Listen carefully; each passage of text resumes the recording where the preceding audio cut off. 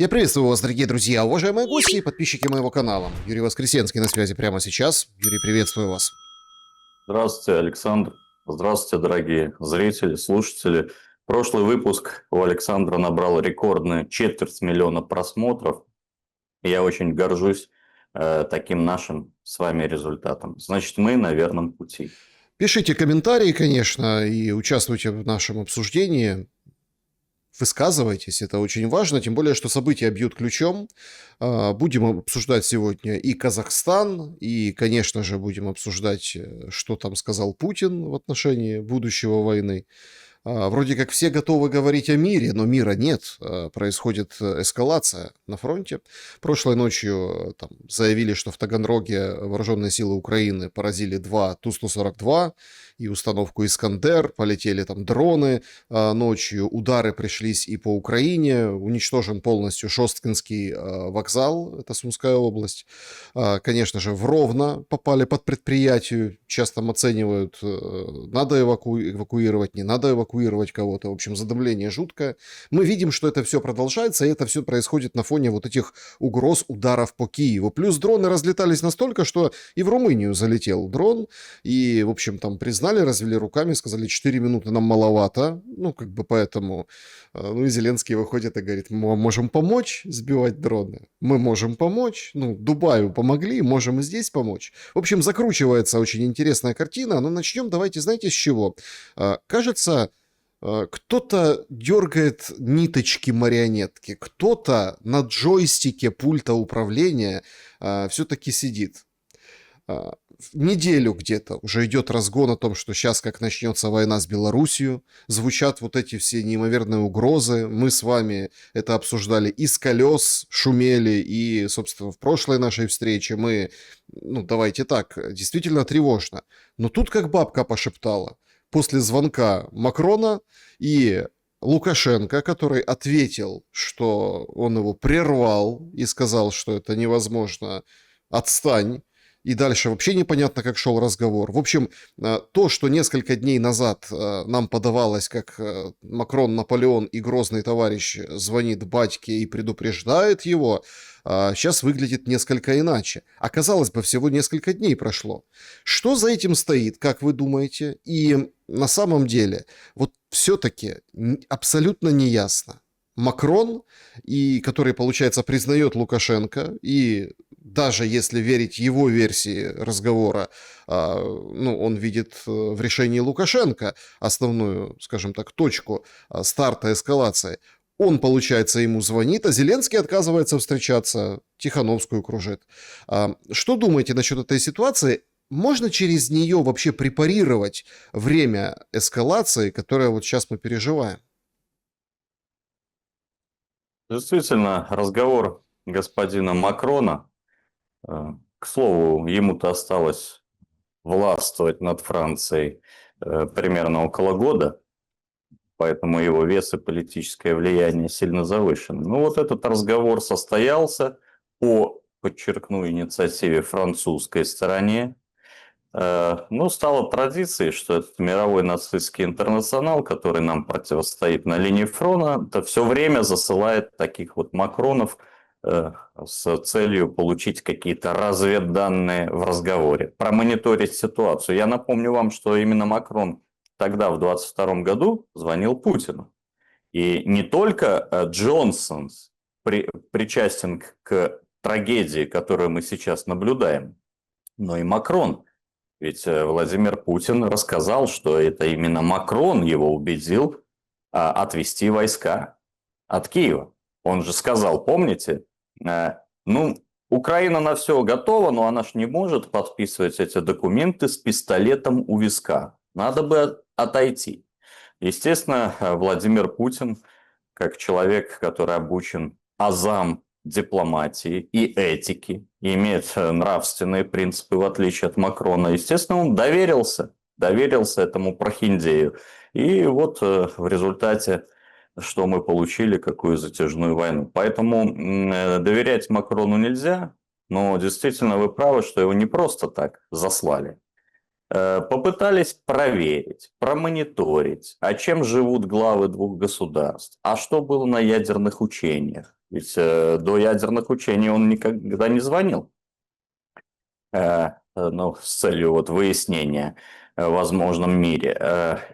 Ну, знаете, вот версия Елисеевского дворца, она прямо противоположна на действительности. Версии официоза французского Макрона читал президента Лукашенко и сказал о недопустимости, значит, втягивания Беларуси в войну. Ну, во-первых, кто кого отчитал, это еще надо посмотреть стенограмму. Я догадываюсь, что отчитан был именно Макрон. Во-вторых, Беларусь-то в войну-то не втягивается. Это как раз эти Макроны всевозможного калибра и ранга хотят втянуть Беларусь в войну.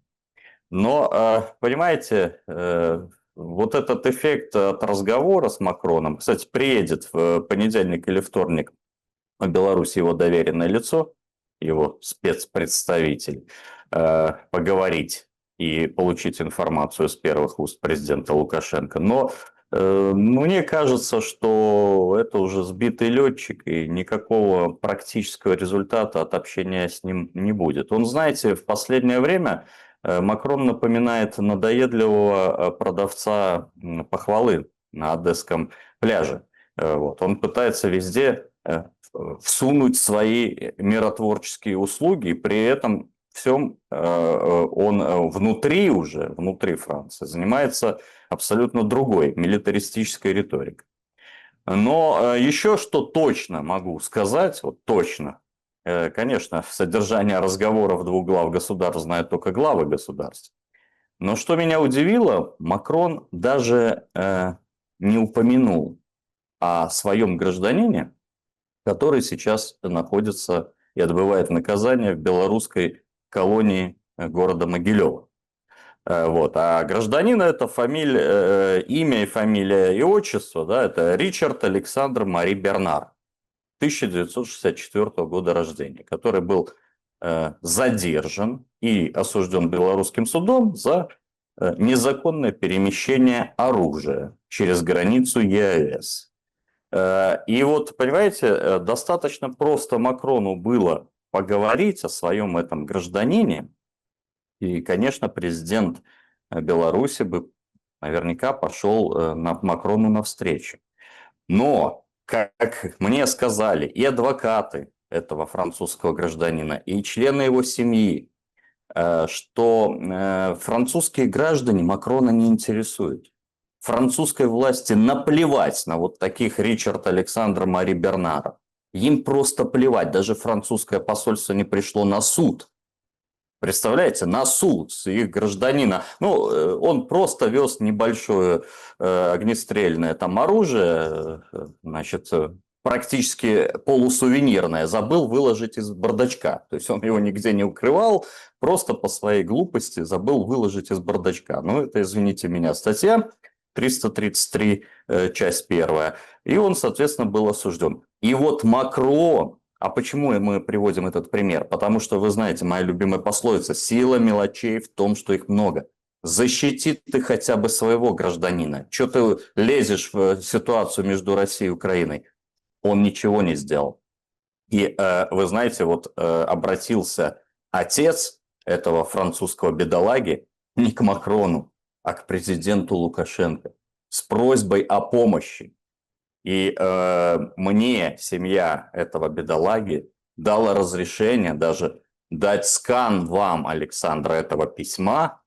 И это, представляете, до какого позора докатился французский режим, что граждане Франции обращаются за помощью не к Макрону, а к президенту Лукашенко.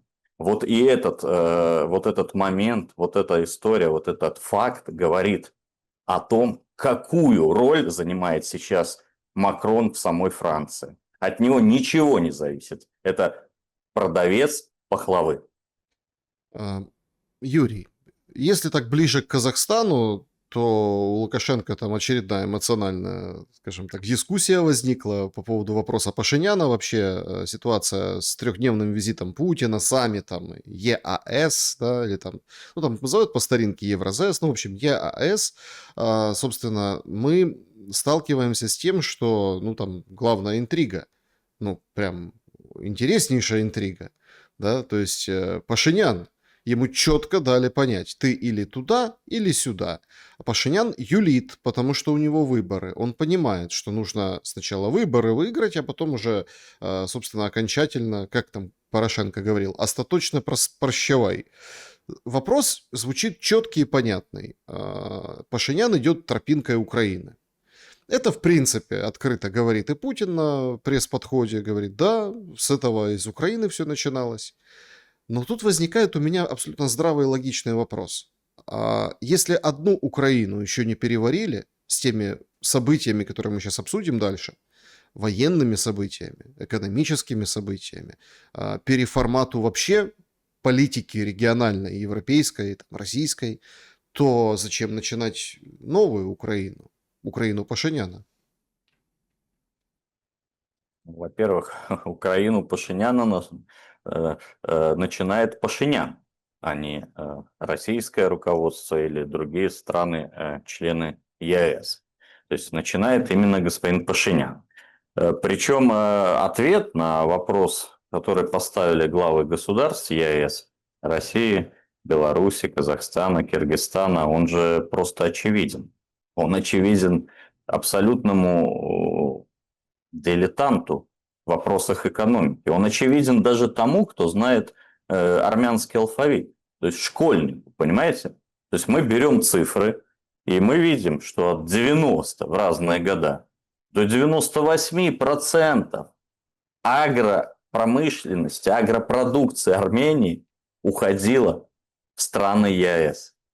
Мы берем показатели, да, что Армения получила от сотрудничества, взаимодействия с таким мощным союзом, который сейчас уже, можно сказать, сердце нашей Евразии. Рост экспорта Армении, уважаемые Александры, дорогие зрители, составил за эти годы 13 раз. Вырос за эти годы в 13 раз. А рост импорта вырос в 10 раз. Вы представляете, как Армения обеспечила свою экономическую безопасность? Значит, берем другой показатель. Туристы.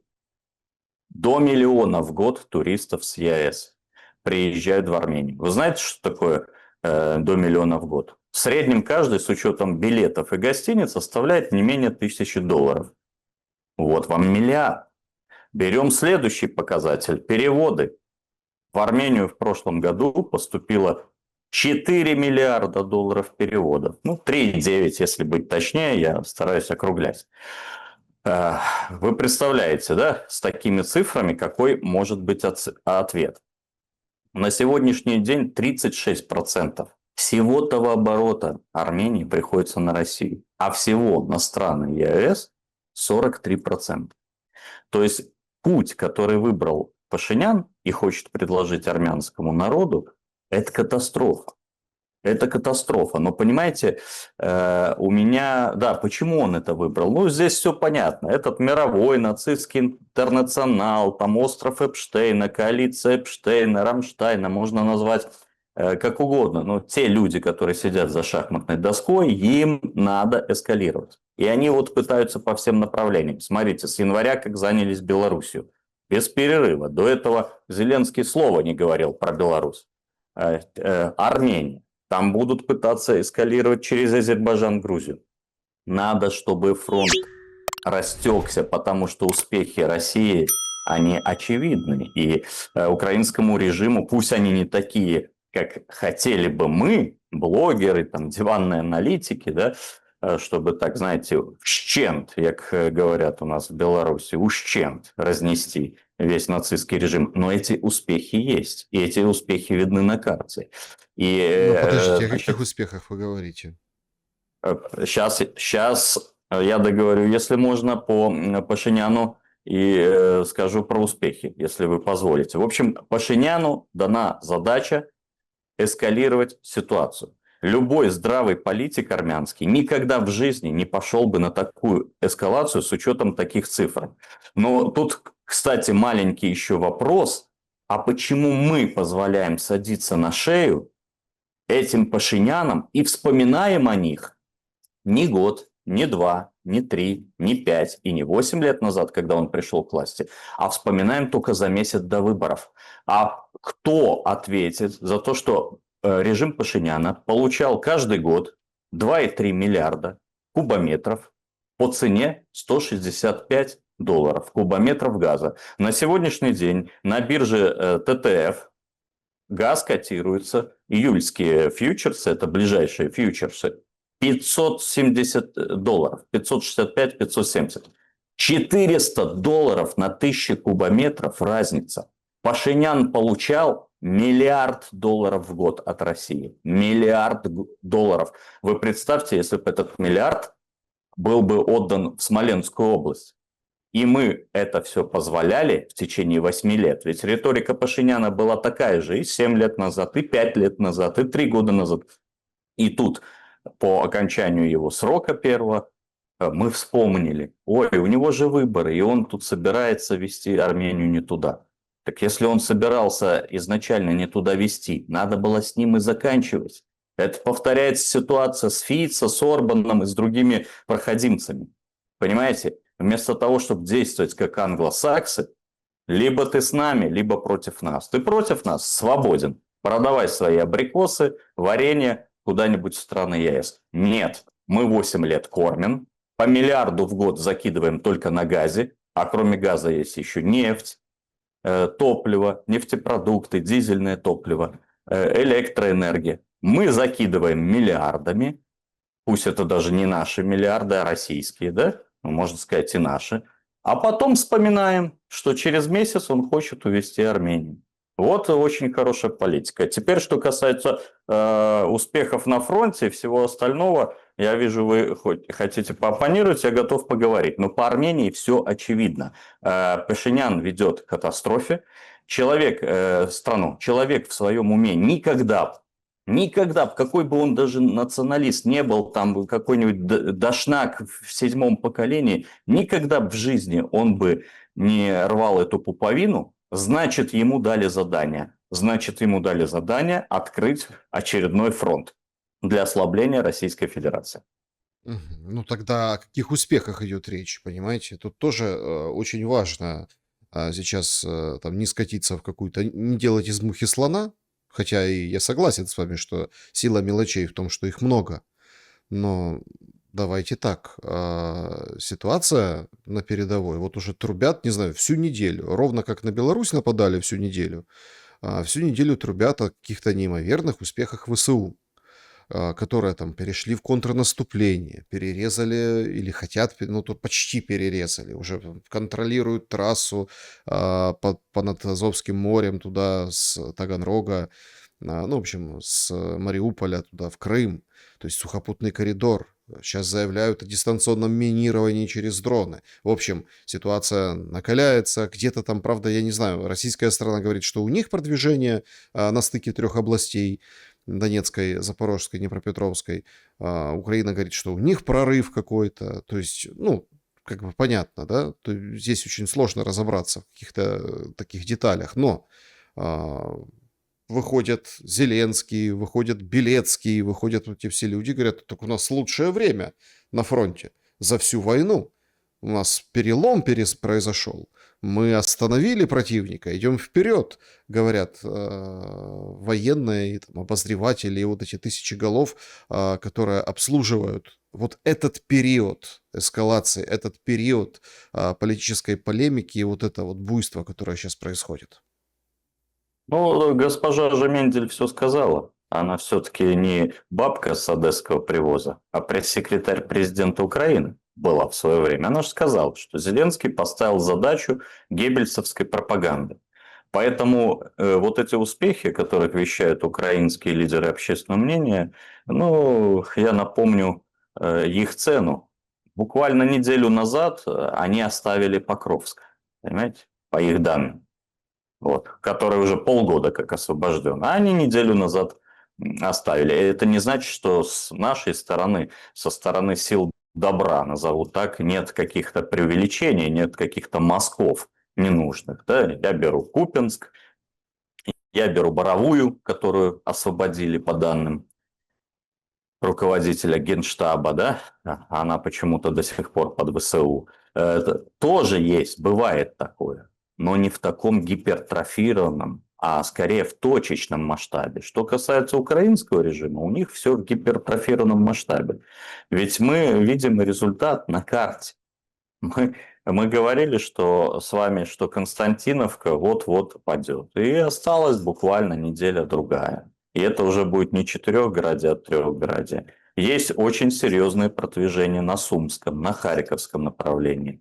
Русская армия впервые взяла районный центр Днепропетровской области, насколько я понимаю. И продвинулась очень сильно на Запорожской в районе Гуляйполя. Да, действительно, в районе деятельности оперативной группировки военной Днепр, действительно, украинские вооруженные силы начали теснить эту группировку в районе Степногорска, Приморского, да, но уровень потерь, вот если соотносить характер потерь и приобретенные, отбитые назад территории, но он несопоставим. Украинская армия несет очень тяжелые потери, колоссальные потери.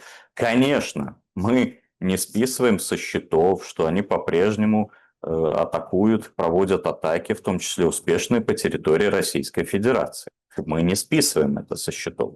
Мы с вами неделю назад обсуждали господина Царева.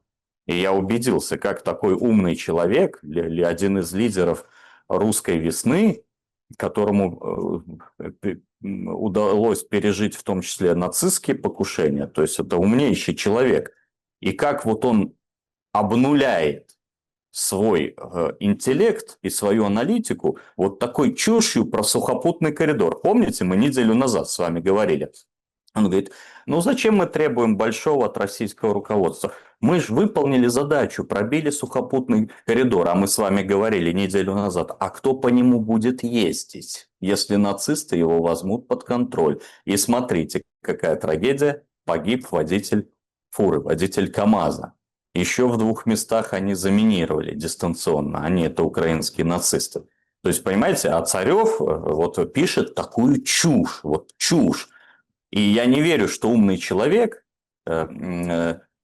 может писать такую глупость просто так. Явно ему какой-то нарратив дали кремлевские какие-то или около кремлевские технологи, которые выдают желаемое за действительность. И говорят, ну вот, будем малым довольствоваться. Ну, здесь можно сказать только, что так может говорить человек, знаете, как в народе говорят, без царя в голове. Вот здесь именно очень конкретная фраза касаемо этого блогера. Дело в том, что невозможно выполнить цели специальной военной операции, довольствуясь такими малыми успехами. Это понятно. Мы не говорим, что у украинских нацистов нету каких-то успехов. Они тоже есть. Но в целом, если вот на весы взвешиваем, вот просто на весы взвешиваем, это никто не будет отрицать, что перевешивает мощь российской армии, она перевешивает, понимаете, успехи так называемые ВСУ. Но в целом мы смотрим, продавливает Россия фронт, ужесточается внутриполитическая ситуация, в том числе связанная с пытками людей, ТСК. Есть гигантские проблемы с мобилизацией. Это же говорят украинские паблики. Гигантские проблемы. В то время как в России по-прежнему порядка 1000 человек в день записываются в русскую армию. Понимаете? И вот если в целом мы берем, вот в целом стратегически, не тактически, что там вот под Степногорском ВСУ теснит ВСРФ, а под Сумами ВСРФ теснит ВСУ. Стратегически идет продавливание. Вот почему надо открыть белорусский фронт или запустить Пашиняна, вот, значит, чтобы Россию разнуть, потому что вот в таком темпе Украина, продержится еще, год, 2. А дальше что будет? Ни людей, ни боеприпасов, ни ПВО, ничего нету. Вот, поэтому с моей точки зрения, я стараюсь все-таки быть объективным, стратегически идет продавливание и перемалывание у украинской армии. Вот, вот. Значит, поэтому в связи с этим эта международная закулиса мировая и хочет как-то отвлечь Россию. То есть, с одной стороны, она присылает этих продавцов пахлавы, отвлечь, затянуть в новый анкоридж. С другой стороны, агрессирует в Беларусь, и тем самым мы планируем учения, и тем самым готовятся резервы. То есть наша задача простоять до подхода резервов российской армии. А резервы, они сформированы на базе Московского и Ленинградского военных округов. С третьей стороны будут Закавказье там качать, не только Армению, они скоро займутся и Азербайджаном, и Грузией. В-четвертых, смотрите, мы же забываем еще один, возможно, горячий регион, ведь Ми-6 начала набирать год назад специалистов со знанием узбекского, казахского, туркменского, киргизского, таджикского языков. Понимаете? И эти 5 министров иностранных дел, они встретились с руководителем Foreign Office в Британии. Значит, что-то и там замышляют. И это все связано, понимаете, исключительно с успехами российской армии на поле боя. Конечно, не такими успехами, повторюсь, как хотелось бы нам, диванным аналитикам, да, хотя я убежден, разговаривая с представителями Генштаба, нашего в том числе, что у российских военных есть все средства и силы для поражения и для сокрушительного удара по нацистскому режиму. Но И это... сокрушительный удар. Ну вот А смотрите, его, его сейчас, сдерживают политики. сейчас Политики. танцы идут вокруг. Ну, прошлую ночь киевляне провели в метро. Там показывали палатки, уже выставляют, в общем, потому что никто не хочет оказаться под этим обстрелом, который анонсирован. Причем там европейские посольства не уезжают, да, американские вроде как между собой уже поссорились. Говорят, американцы уехали. Кая Каллас выдала, конечно, на днях. Ну, в общем-то, да, как бы взяла палку и в бочке с экскрементами, так сказать, навела водоворотик. Но, в общем, никто не уехал. Все как-то так очень прохладно отнеслись к тому, что происходит, хотя люди и правильно делают, спускаются в метро, спускаются там в подвалы, в укрытия. Прошлой ночью этого не случилось. Случится, судя по всему, этой ночью. Хотя тут тоже такой момент очень и очень важный, о котором никто не говорит. Вот хватает всяких там пропагандистов, хватает вот этих всех людей войны, а людей, которые мир пропагандируют, никто не говорит. Троица же. Ну, понимаете? Строится. Ну, то есть, ну, как вы думаете, что вот это вот будет это одище на Троицу?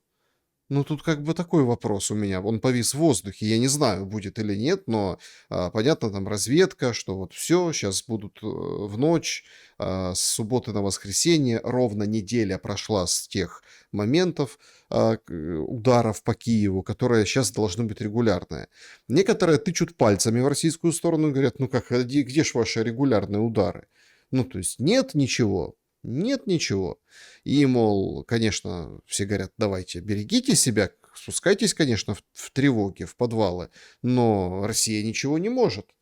Но момент такой религиозный, момент такой очень, ну, все-таки светлые, там, зеленые праздники, да, вот светлые дни, тут тоже как-то немножко, ну, почему я об этом вспомнил? Никто об этом даже рот не открывает, понимаете? Все такие православные, все такие там на Пасху пережившие вот эти вот перемирия, да, что о Троице даже никто не вспомнил. Почему?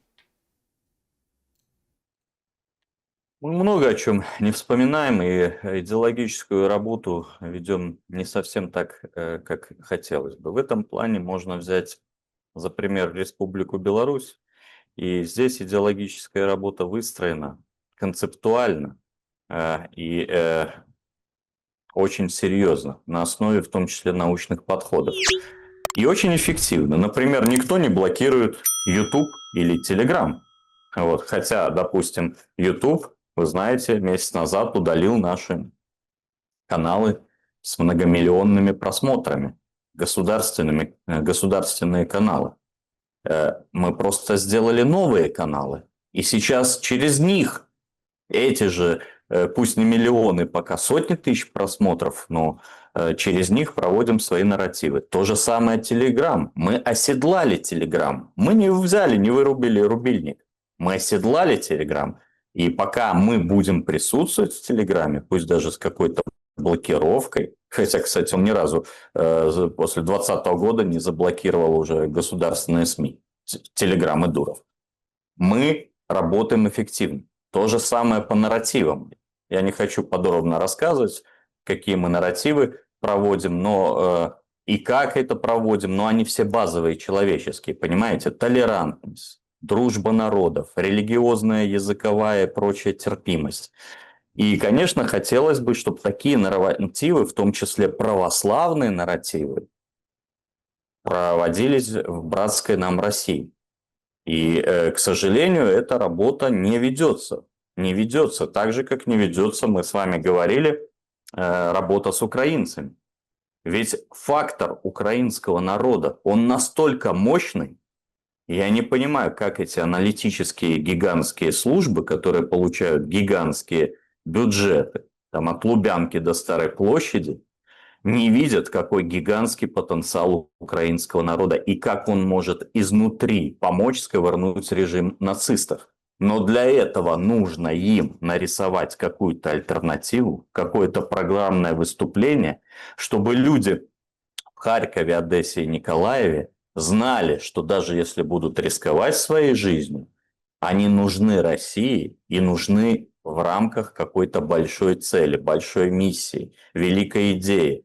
А такой идеи нет, и, соответственно, нельзя ни в коем случае сейчас рисковать своими жизнями, потому что если вас не забирает Россия, а Беларусь, к сожалению, бы с удовольствием вас забрала вместе с территориями, но сил у нас нет, поэтому мы можем забрать вас только без территории, если вы в обход через Польшу приедете к нам.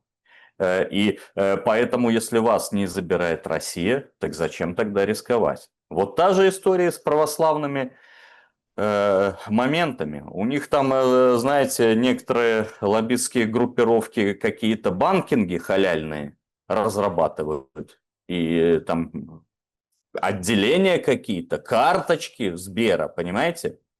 А вот до православной карточки или до католической у них дела нет. Я не знаю почему, мне кажется, стараюсь аккуратно, по крайней мере, до сентября, чтобы не воспользовалась, значит, нашими какими-то возможными недомолвками или разногласиями британская и прочая пропаганда до сентября, до выборов в Госдуму и Российской Федерации, я буду очень аккуратно на эту тему говорить. Нет, подождите, так а что решает это такое выборы в Госдуму? Вот все, понимаете, меня в этой всей ситуации раздражает очень такой, ну, сейчас вот мы с вами записываемся, сейчас вот ночь будет. Ночь, которая все ждут удара по Киеву, нового. Ну, то есть, в прошлый раз, там, я уже говорил, прилетело, уничтожили железнодорожный вокзал в Шостке, Сумская область, вот там, да, там в Ровенской области попали, то есть идут Искандеры, там вот эти ракеты, то есть понятно, да, то есть обстрел идет, но массовый разбор Киева, анонсируемый МИДом, ну, собственно, да, Лавровым, Захаровой, все говорят об этом ударе. Его, ну, как бы не провести, с одной стороны, нельзя, с другой стороны, а что это, подождите, это какие ценности вкладывают в этот удар в ночь на Троицу, ну, например, да? То есть тоже такой момент. Об этом все молчат в тряпочку, никто ничего, собственно, не говорит. Понятно, что есть угроза, люди спускаются, ну, то есть ли вот этот план вот этого разбора Киева, или это было просто для, ну, какого-то там красного словца, для того, чтобы попугать, понимаете? Вот в чем сейчас главный момент. Или дрон, залетевший в Румынию, наделавший вчера много шухера в этот самый, там, с Урсулой, с румынами, как-то вот это дело приостановил. Путин, который выходит и говорит, что там на угрозы по Калининграду можем стереть с лица земли тех, кто угрожает Калининграду. И вообще мы не знаем, чей-то дрон. Все как-то так немножко опешили. Песков говорит несколько часов назад, что все в курсе, а Путин говорит, я не в курсе, надо провести расследование, передавайте обломки. Ну, то есть начинается вот эта вот игра. Все так разводят руками и говорят, зачем? Уже румыны сами говорят, что под воздействием ПВО дрон пролетел вот эти километры и попал в эту крышу в румынском городе. Но мы вот это вот продолжаем, собственно, вот это все как бы переливать из пустого в порожнее. То есть эта ситуация остановила, получается, вот этот обстрел, который планируется Киева, отсрочила его? То есть вы видите вот эту пошаговую, как правильно выразиться, да, вот пошаговую стратегию, Стратегию. ну вот это вот эти моменты, да, степ-бай-степ. Так мы Я... на каком шаге? Мы ногу занесли и что? И сейчас прыгаем на одной ноге? Мы, имеется в виду, люди, которые наблюдают сейчас за развитием ситуации. Я лично, как аналитик, пусть и не такой грамотный, как аналитики со Старой площади и Лубянки, и я никакой стратегии правильной не вижу. Я такой стратегии не вижу. Но, во-первых, абсолютно очевидно, что должно быть в базисе по умолчанию полное отсутствие массированных ракетных ударов на религиозные праздники. Неважно, это православные, католические, мусульманские. Мы должны уважать все наши религии. Это наша скрепа, духовная терпимость и толерантность. Мы не должны быть такие, Так как украинские а что нацисты. это за война тогда такая? Так подождите, эти праздники большие, допустим, если в православии мы берем, да, у мусульман это, как правило, два, да? Ураза Байрам и Курам Байрам. У православных, как правило, эти двунадесятые праздники, да? Их тоже не так много. То есть один день можно и потерпеть. Я про это говорю. Понятно? Мы же не должны ориентироваться на день святых каких-то, потому что у нас каждый день по 3-5 святых родились. Но вот такие двунадесятые праздники, такие праздники очень важные для мусульман, мне кажется, все-таки надо затишье использовать. Хотя, допустим, американский режим, вы видели, прям в религиозный праздник наплевал и разрушил.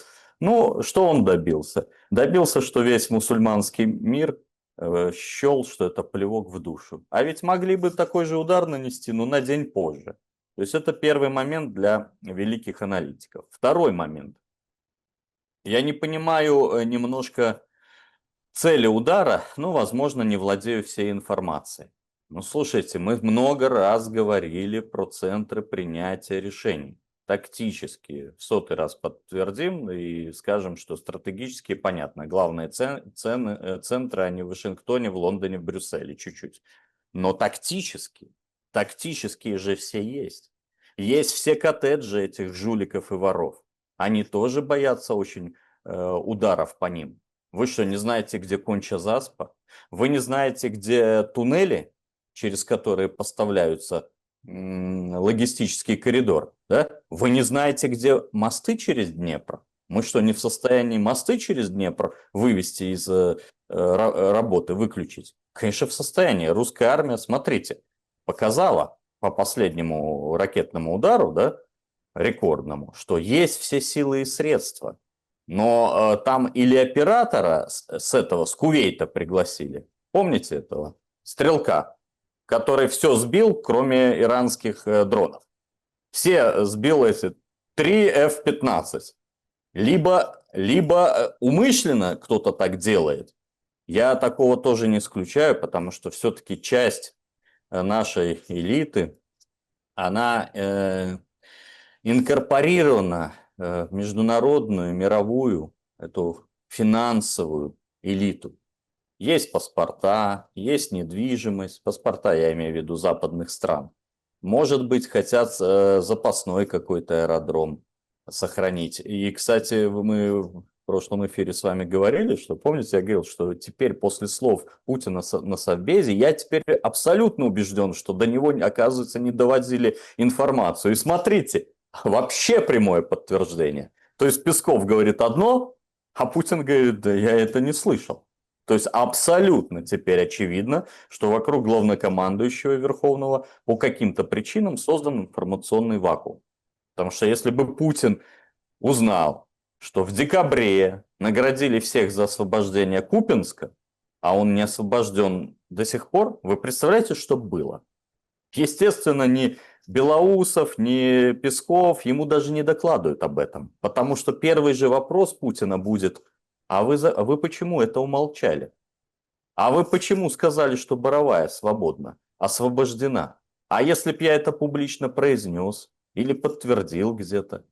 Вот, поэтому и вот эта ситуация с румынским дроном, да, и то, как сказал Песков, это все подтвердил. Соответственно, возвращаемся дальше к нашим Ревено анон кутон, как сказал бы Микрон, значит, к нашим баранам. То есть, первое, не должны быть удары на большие религиозные праздники. Второе, удары должны быть по центрам принятия решений и по топ-10 объектам вражеской инфраструктуры. В этих топ-10 находятся, например, мосты через Днепр. Это абсолютно очевидно. Так же, как удивительно, что по нем не наносятся удары, потому что никакое гражданское население, особенно если заранее объявить, анонсировать, не пострадает. Вот. Значит, следующий момент. Лучше всего по центрам принятия решений бить без зазрения совести, когда вся нацистская кодла проводит там сборище. Приехала какая-нибудь Урсула на Банковую, они там стоя аплодируют. Вот в этот момент надо и наносить удар. Чтоб никого не осталось из этих нацистских преступников. Вот что такое эффективный подход, который продемонстрировали и американцы, и израильтяне. Почему это не делается, я тоже не понимаю. А знаете, в чем преимущество таких ударов? Понимаете, если бы такие удары были бы нанесены даже в 2022 году, не было бы у нас миллиона убитых и раненых. Те, кто говорят, ой, бы вместо Зеленского они поставили бы другого. Да нет, такого фрукта, как Зеленский, надо еще поискать. Это гений, злодей, гений-злодей через дефис. Смотрите, как он мастерски обыгрывает даже информационно нас, как он работает. Даже посмотрите, я просто удивляюсь, кто его так грамотно консультирует. Даже смотрите, фантастический ход с точки зрения медийки. Чуть-чуть в сторону отойду. Подача в суд Миндичем на Зеленского. Вы понимаете, это же прекрасный ход. Потому что те, кто выбили все аргументы, говоря, так вот коррупция вокруг Зеленского. Подождите, он Ермака посадил в СИЗО. А тот там вышел, деньги нашел, вышел. Это ж суд принял решение, а не Зеленский. А с Миндичем он судится. Неужели вы думаете, что Миндич подал бы в суд на Зеленского без согласия и совета Зеленского? Конечно же нет. Вы заметили, что это все просто перебили, вот эту историю? Да, ее нет. и эффективно перебили все, и Старобельск уже перебили. То есть они работают эффективно, и Зеленский работает эффективно. Он центр этого эффективного, креативного принятия вот таких медийных решений. И когда нам говорят, ой, вместо Зеленского там Иванова поставят, слушайте, извините, вместо Бандеры тоже там какие-то стояли. Но такого, как Бендера, не был. Или Мельник. И дальше, в дополнение вот к этим возможностям эффективных ударов, которые почему-то не делаются, значит, они ж как говорят, особенно те, которые вылизывают им зад. Что вы тут, диванные блогеры, что вы тут себе понимаете? Наша Минобороны знает, куда бить. Во-первых, а где прошлый состав Минобороны, который знал, куда бить? Он в следственных изоляторах, а некоторые уже этапированы за коррупцию и воровство. Во-вторых, хороший бесплатный совет в рамках обсуждения какого-то мозгового штурма никогда не помешает. Почему бы нет? Почему бы и не посоветовать? Как вот недавно посоветовали, что, извините, как это на 5-м году Вы даже не нанесли ни одного удара на 5-м году СВО по Экселор Миллеру в Днепропетровске. И военное командование, оно обратило на это внимание, наконец-то нанесло по этому оплоту нацистского режима, одному из оплот экономических. Поэтому вот они как говорят, что вы, дескать, знаете лучше нас куда бить, а мы знаем лучше вас куда бить по некоторым моментам. Ну, например, абсолютно очевидно, что с учетом эзотерического, сатанинского характера украинской власти надо нанести удар туда, куда они сейчас кости перехоронили. Нацистского преступника. И, кстати, все евреи всего мира аплодировали этому удару. Это важный момент? Важный. Но мы не отдаем, вот, понимаете, не отдаем столько внимания идеологической составляющей, сколько дают, как ни странно, украинские нацисты или там другие приспешники. Ведь смотрите, как они вот это все оформляют торжественно, да, проводят эти обряды, они идеологически в мозг эту отраву несут. А у нас подход такой еще с времен 90-х. Перекупим. И главное деньги. Вон насыпем Януковичу 3 миллиарда, еще подсыпем. Нет, надо проводить идеологическую, грамотную, последовательную работу по продвижению русских национальных интересов. И в частности, эта работа по денацификации должна быть эффективной, и мы должны контрмеры принимать. Если они принесли кости нацистского преступника, значит, надо там сделать яму. Ну, хорошо, Эскандер стоит там под $1 миллион. А сколько стоит КАП? Да он ничего не стоит. Там, понимаете, склады на сотни километров у России еще с советских времен запасы этих КАБов и ФАБов. Так вам что, такое элементарное надо разжевывать, что на месте мельника должна быть воронка? Это, понимаете, как у Кощея вот в яйце, да, сила в яйце, да, и в этой иголках. Так и у Зеленского он себе силу эту нацистскую собирает на костях. А мы же уже увидели, чем они занимались с Ермаком. Ну так давайте эту силу выбивать. И это опять-таки в этом случае, опять-таки никак не пострадает гражданское население. Вот в этом конкретном, точечном ударе. Ударе исторической справедливости. Поэтому, конечно, если бы руководство Министерства обороны все-таки прислушивалось к блогерам, военкорам, если бы политическое руководство подключало такой мощнейший ресурс, как украинская громада внутри самой Украины, к которой надо обращаться постоянно и как-то ее структурировать, организовывать, то война бы гораздо быстрее закончилась. Вы Вот это знаете, аксиома. сегодня такой день, я, если честно, по поводу украинцев, которые, причем там не только в Беларуси, в России, там на Западе, в разных странах, в Америке, становится несколько, ну, не по себе. Значит, ну, во-первых, идет там целая кампания, что давайте возвращать украинцев мягко, безболезненно, из Европы и отовсюду. Ну, то есть понятно, да, эта логика ясна, она, ну, не хватает народу, и понятно, что нужны новые, скажем так, вливания. Это нужно делать в любом случае, там, плохая власть, хорошая, это в принципе, это аксиома, да, то есть все уехали, надо всех вернуть. Как это делается, это уже другой вопрос, но вот у этих людей наверняка, вот я вижу просто там по окружению растет разочарование. Ну, вот вообще такое разочарование вообще в действиях. Что я имею в виду? Не только там мобилизацию, понятно, что там вернуть, отправить на фронт. Дело не в этом. Разочарование вообще в образе Украины. Ну вот смотрите, в начале недели Тихановская. Кто ты?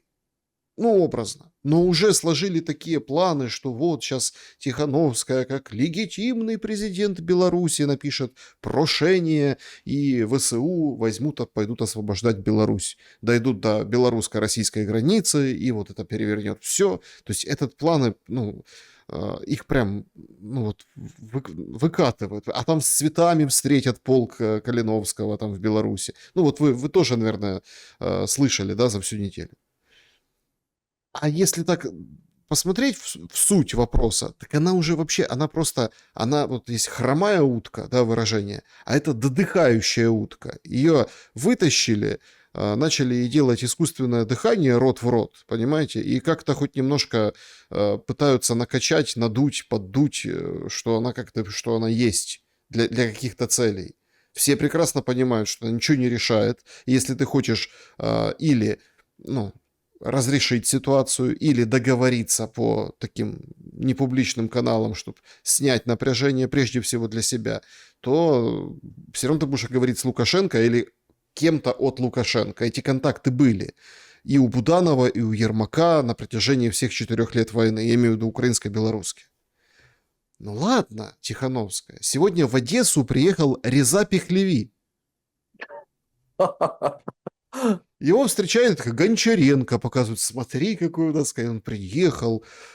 Я вот сижу и думаю, ну, понятно, что они все выныривают в тот момент, и Тихановский, и Реза Пехлеви в момент кризиса, обострения.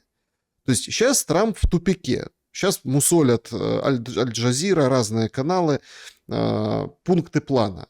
Иран торгуется, жестко торгуется, на что-то соглашается, на что-то нет. От этой ситуации на Ближнем Востоке зависит вообще продолжение всего. Потому что ценник взлетит, уже сейчас есть аналитика, которая говорит, что нас осенью ждет дефолты, обвалы, ну, из-за Армуза. То есть нефть уже заканчивается, сейчас ценники как бы растут на заправках. Если не решить эту проблему сейчас, а отсрочить еще на несколько месяцев, то потом можно года 2 разгребать, приводить все в чувство, и это быстро, в общем, не решится, потому что танкеры идут долго, ну, там, из точки А в точку Б.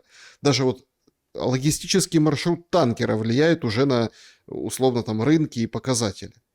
И вот в такие моменты острые всегда вот как грибочки выскакивают вот эти вот товарищи непризнанные.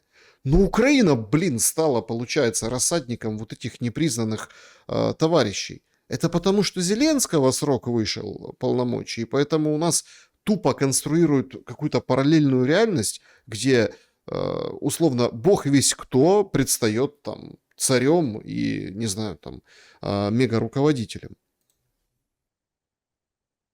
Если обсуждать госпожу Тихановскую, все ее окружение, это даже не дохлая утка.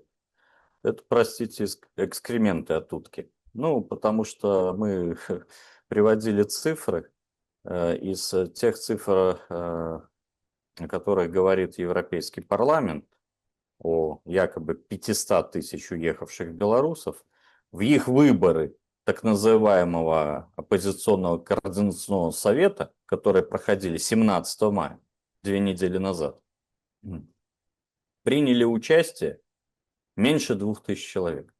Понимаете? Если в тех, я вам в эфире говорил, там 6700 приняли участие в 2024 году, да? 6700 человек. То есть 1,5% от всех уехавших белорусов, если мы берем за основу данные Европейского парламента, которые они написали в резолюции, то в этих уже меньше 2000. То есть, понимаете, это менее полупроцента. Менее полупроцента от оппозиции.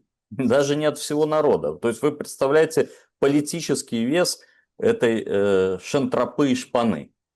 В общем-то, один бессменный лидер белорусской оппозиции, настоящий националист Зенон Поздняк, это аналог вашего Черновола покойного, который создавал тот рух, а этот Белорусский народный фронт. Он высказался об этом визите, что ничего хорошего не принесет для белорусской независимости и национальной идеи этот визит кружка агентуры вот, в Киев. Ну, решили поиграться, пусть играются. Но они же действуют, европейцы действуют в рамках своих методичек. И они же на этой неделе опубликовали данные мониторинг прав человека в Беларуси. И вы знаете, что они там пишут? Вот смотрите. Ну, у нас же в прошлом году проходили выборы президентские, в 2025 году. И вот они, европейцы, в этом мониторинге, который опубликовали на этой неделе, все самые там ведущие центры по правам человека написали, что несмотря на то, что Тихановская выиграла выборы 25 года, 25 года, то есть, понимаете, они копипастом занимаются. Да. Просто она даже не Так участвовала в них. очень много Вот. времени утекло, да? Да, да, значит, Лукашенко объявил себя победителем. То есть они целенаправленно кормят порции откровенной ложи. Это даже не манипуляция, а стопроцентная ложь, как с той картой закрытых территорий мы с вами обсуждали, когда поймали все украинские паблики на вообще стопроцентной лжи. Вот они также кормят европейцев. Они контролируют медийное пространство почище, чем мы. Они проводят там идеологическую работу почище, чем мы. И я уверен, что европейцы даже и про Старобельск там не знают. Я уверен, что сюжета даже не проходит никакого про Старобельск и про этих погибших мальчиков и девочек. Почему они это делают? Потому что доказано, нет большего фашиста, чем либерал. Он, когда он в оппозиции, он вот бедный, несчастный, ну почему не дать слово, почему не зарегистрировать? Как только они приходят к власти, смотрите, что они делают. Посмотрите, и на Зеленского, и на Пашиняна, и на Санду. Вот к нам приезжал Дадон Игорь Николаевич на этой неделе. Встречался с президентом Беларуси, давал интервью. Вот. И он же провел выборы очень честно, достойно. Эти выборы были признаны ОБСЕ. Ну вот и я привожу пример все время Дадона. Ну, провел ты выборы честно, достойно. Не подключал административный ресурс. Проиграл там 5-7%. Получи вымпел. Получи вымпел от ОБСЕ. Он сейчас ездит, рассказывает. Вы представляете, какой кошмар? Санду садит людей, садит за посты, за лайки. Они увеличили до колоссальной суммы штрафов. Там, по-моему, то ли 30 тысяч лей, то ли 35. Там за 10 лет пенсию надо отдать. За лайк. Понимаете? Они снимают целые блоки с регистрации. Они садят в тюрьмах руководителей областей. Это эти либералы. Либералы в очочках. И Дадон говорит, какой кошмар. А я говорю, не, по-другому надо вопрос ставить. Это какой кошмар, что ты, Дадон, Игорь Николаевич, уважаемый, получил вымпел от ОБСЕ. Лучше бы ты получил резолюцию о том, что выборы были не совсем честные. Понимаете? Лучше бы ты эти 7% или сколько ты там от Санду отставал, откорректировал Ну, слегка смотрите, тут ради будущего Молдовы. дело такое. Просто проблема в том, что, ну, это...